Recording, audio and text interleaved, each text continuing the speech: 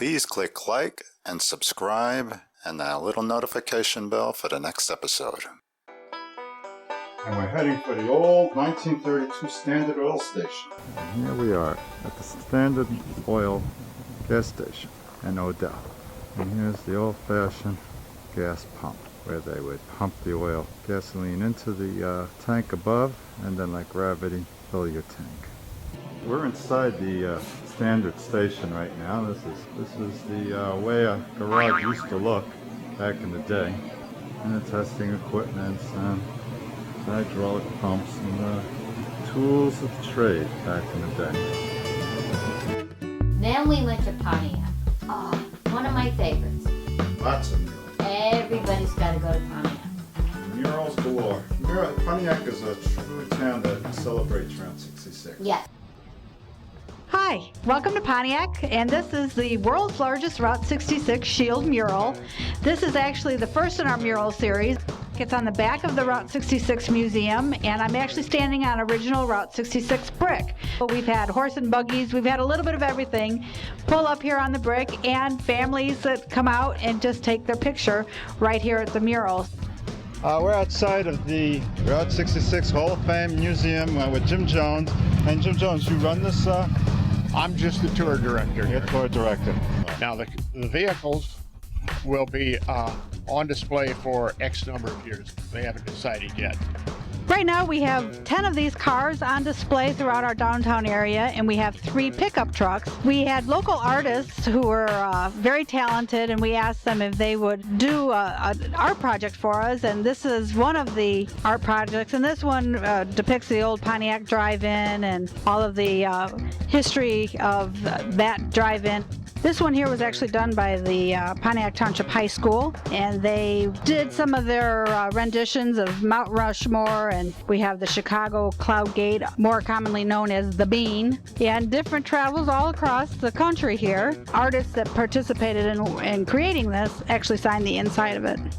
That's our 57 Chevy made to look like a transformer, and the artist on this was the Diaz sons, and we did place this here because it's right next to the Route 66 mural. This was done also by another local artist here in Pontiac, and it's called Carafe.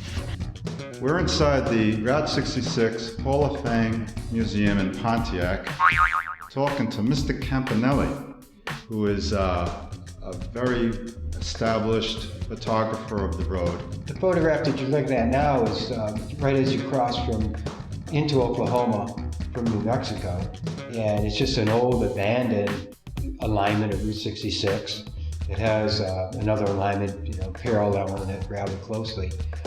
These photographs here we're looking at now are in the New Mexico section.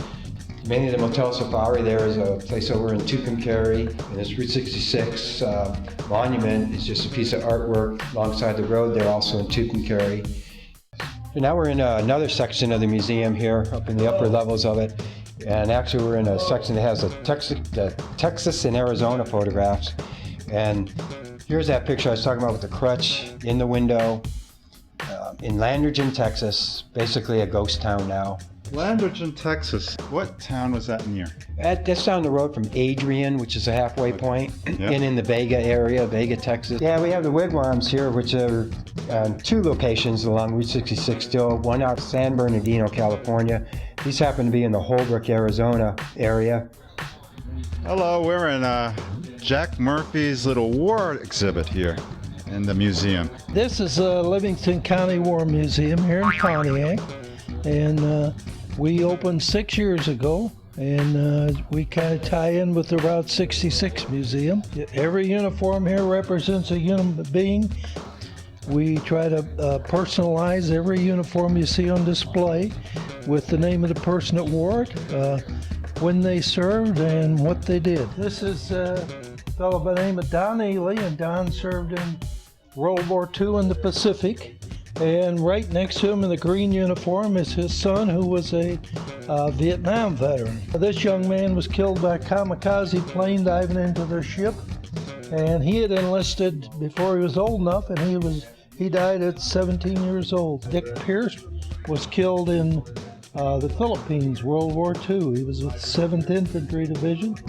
This gentleman was from over at Fairbury, Illinois, and he and 10 men were surrounded in World War II by the German army. They held them off for 7 hours, and when one of the men were wounded, he went out, drug him in under machine gun fire, and then a German tank came to knock these men out, and he fought it off with a rifle and hand grenade, drove it off, but was killed in action.